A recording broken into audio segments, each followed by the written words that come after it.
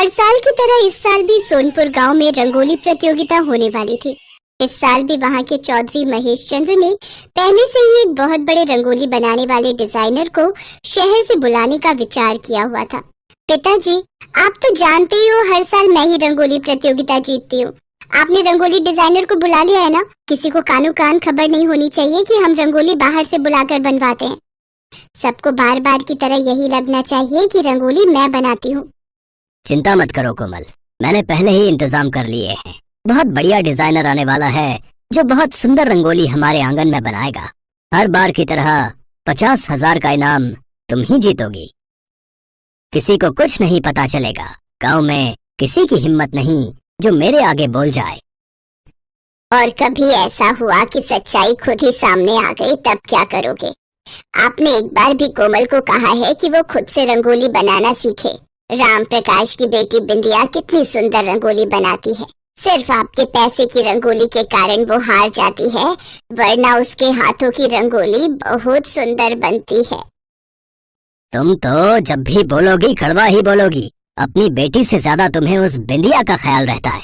अरे वो एक गरीब मामूली मजदूर की बेटी है। वो जितनी मर्जी कोशिश कर ले, हमारी बेटी से आगे नहीं निकल सकती। और तुम अपनी जुबान भी मत खोलना, समझी? माँ, तुम तो चुप ही रहा करो। पता नहीं जब देखो उन गरीब भिखारियों की तरफदारी करती रहती हो। कोमल की माँ उस समय चुप हो जाती है, पर वो हमेशा अपनी बेटी को यही समझाती थी कि खुद से मेहनत करना सीखे, खुद रंगोली बनाना सीखे।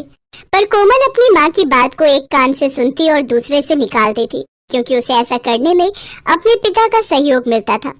उधर गरीब राम प्रकाश की बेटी बिंदिया भी रंगोली बनाने की तैयारी कर रही थी। माँ, ये देखो, मैं कितने सुंदर सुंदर फूल लाई हूँ रंगोली बनाने के लिए। अरे वाह बिटिया, बहुत सुंदर है। अच्छा, मैंने तेरे लिए घर के सारे जरूरी सामान जो रंगोली बनाने में काम आएंगे निकाल दिए हैं। चावल पीस दिए हैं। ये रही हल्दी, ये रहा कुमकुम, और बाकी सामान भी देख लो। ये भी तुम्हारी रंगोली में काम आ जाएंगी। बहुत अच्छा किया माँ। देखना, मैं इस बार घर के सारे सामान से बहुत सुंदर रंगोली तैयार करूंगी। पर क्या हुआ बिंदिया, तेरा चेहरा क्यों उतर गया? मुझे पता है हमारी बिटिया का चेहरा क्यों उतरा है, क्योंकि वो जानती है चौधरी साहब ने पैसा लगाकर पहले ही किसी अच्छे रंगोली बनाने वाले को बुला लिया होगा।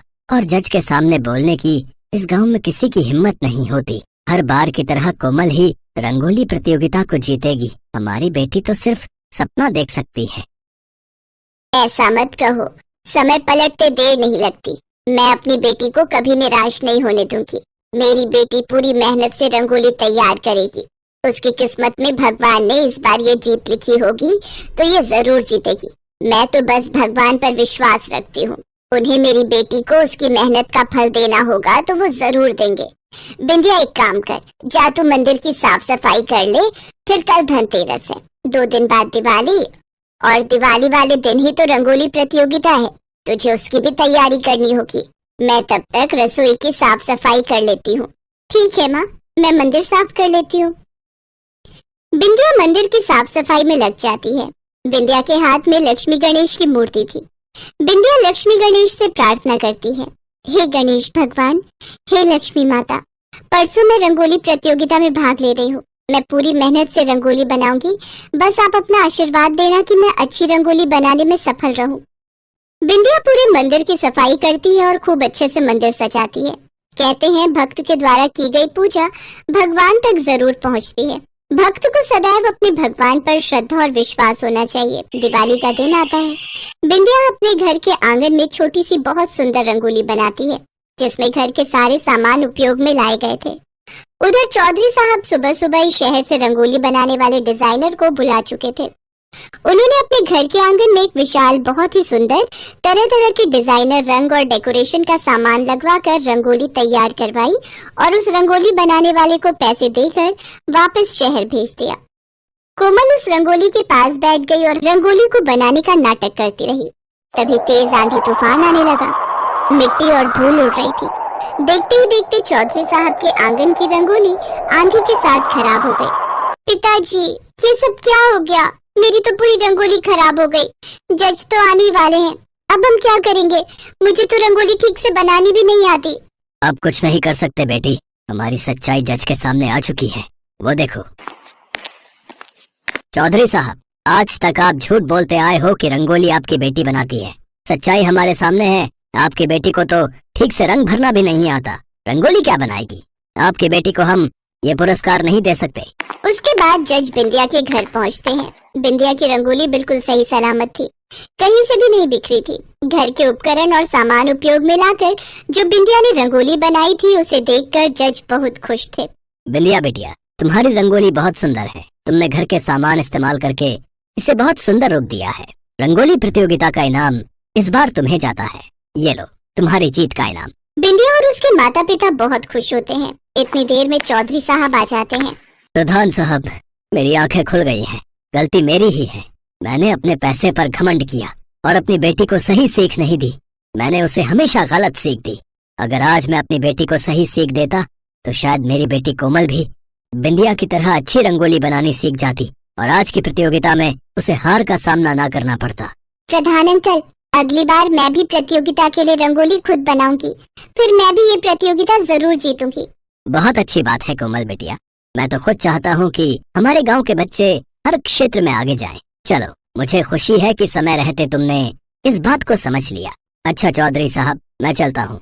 बिंदिया बहुत खुश थी क्योंकि उसे अपनी मेहनत का फल मिल गया था। राम प्रकाश उन रुपयों को बैंक में जमा करवा देता है ताकि बिंदिया की आगे की पढ़ाई के काम आ सके। शाम को बिंदिया अपने माता पिता के साथ दिवाली पूजन के समय अपनी जीत के लिए वो भगवान गणेश और माता लक्ष्मी को धन्यवाद कहती है।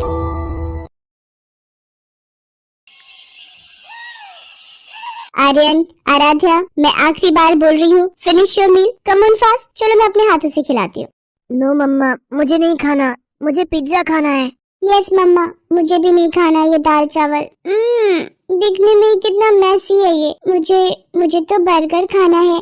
नो बेटा, जंक फूड कभी कभी खा सकते हैं, बट रोज जंक फूड हमारी हेल्थ के लिए अच्छा नहीं होता। और आपको पता है ना, पापा अभी अभी ऑफिस से आए हैं। वो बहुत थके हुए हैं और आराम कर रहे हैं, तो आज हम बाहर नहीं जा सकते। ओके, यही खाना खाना होगा तुम दोनों को। एक बार खाकर तो देखो, बहुत टेस्टी है। आर्यन और आराध्या को घर का बना खाना बिल्कुल पसंद नहीं था। उन्हें किसी बात की कोई कमी नहीं थी। उनके पिता अभिलाष का शहर में बड़ा बिजनेस था। अभिलाष अपने दोनों बच्चों से बहुत प्यार करता था और उनकी हर जिद पूरी करता था। उस दिन भी जब आर्यन और आराध्या ने घर का खाना खाने से मना किया, तो अभिलाष तुरंत उन्हें खाने के लिए बाहर ले जाने लगा। ये देखकर उसकी पत्नी मालिनी ने उसे समझाया, सुनिए, आप ये गलत कर रहे हैं। बच्चों की जिद एक हद तक ही पूरी करनी चाहिए। आपको पता है इन दोनों की आदतें कितनी बिगड़ती जा रही हैं। दोनों घर का खाना चखने को भी तैयार नहीं है। ओफो मालिनी, तुम कुछ ज्यादा ही सोच रही हो। बच्चे तो हैं, जी लेने दो इन्हें अपनी जिंदगी। तुम भी जल्दी से तैयार होकर आ जाओ। मालिनी हार मानकर बाहर चलने के लिए तैयार हो जाती है। सभी लोग बाहर जाकर पहले आइसक्रीम और फिर पिज्जा खाते हैं। फिर कुछ देर बाद, आराध्या, जब तुमसे इतना बड़ा पिज्जा खाया नहीं जाता तो क्यों मंगवाया? जल्दी फिनिश करो, देर हो रही है। मम्मा, मेरा पेट भर